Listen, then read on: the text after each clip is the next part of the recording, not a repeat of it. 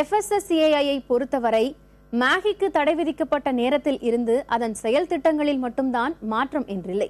அப்போது இந்த ஆணையத்தின் பொறுப்பில் இருந்த பலரும் கூட அங்கில்லை.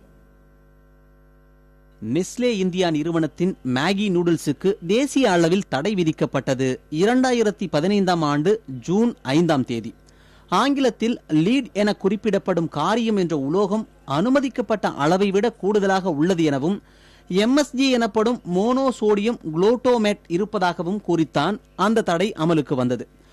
முதலில் உத்தரப்பிரதேச மாநிலத்தில் மேகி மீது சொல்லப்பட்ட புகார் மெல்ல மெல்ல பரவி மற்ற மாநிலங்களில் இருந்தும் அதே மாதிரி குற்றச்சாட்டுகள் ஒலிக்க பிரச்சனை பூதாகரமானது. அப்போது நாங்கள் பல தனியார் சோதனை சாலைகளில் மேற்கொண்ட ஆய்வு முடிவுகளின்படி மேகியில் எந்த பிரச்சனையும் இல்லை, உண்பதற்கு தகுதியானதுதான் என நெஸ்லே இந்தியா தரப்பில் சொல்லப்பட்டது. ஆனால் மாற்று கருத்துகள் பலமாக ஒலிக்க வேறு வழி இல்லாமல் பொது கருத்துக்கு தலை வணங்கி மேகியை சந்தையில் இருந்து நெஸ்லே இந்தியா திரும்ப பெற்றது.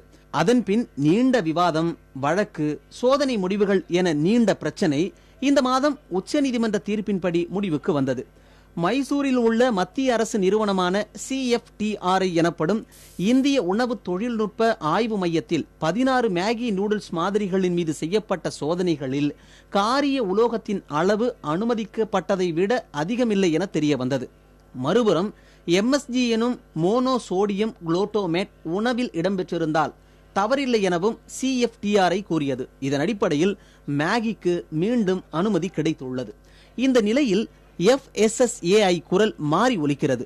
ஒரு உணவுப் பொருளில் மோனோசோடியம் குளூட்டோமேட் இடம்பெற்றுள்ளதா என்பது குறித்து தவறான தகவல் அதன் பாக்கெட் மீது இடம்பெற்றாலன்றி அதன் மீது நடவடிக்கை எடுக்க இயலாது என்று சொல்லும் FSSAI உணவுப் பொருளுடன் MSG திட்டமிட்டு சேர்க்கப்படுவதை கண்டுபிடித்தால் மட்டுமே நடவடிக்கை எடுக்க முடியும் என்று கூறுகிறது.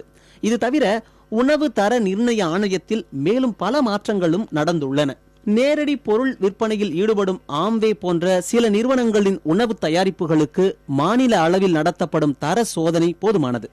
தேசிய அளவில் தனியாக சோதனையும் சான்றிதழும் தேவையில்லை என்ற ஒரு முடிவையும் இந்த ஆணையம் தற்போது எடுத்துள்ளது.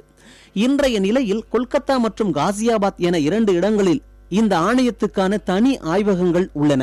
மற்றபடி மாநில அரசுகளின் சார்பில் செயல்படும் 82 சோதனை கூடங்களின் முடிவுகளும் ஏற்கப்படும் என்றும் FSSAI கூறுகிறது.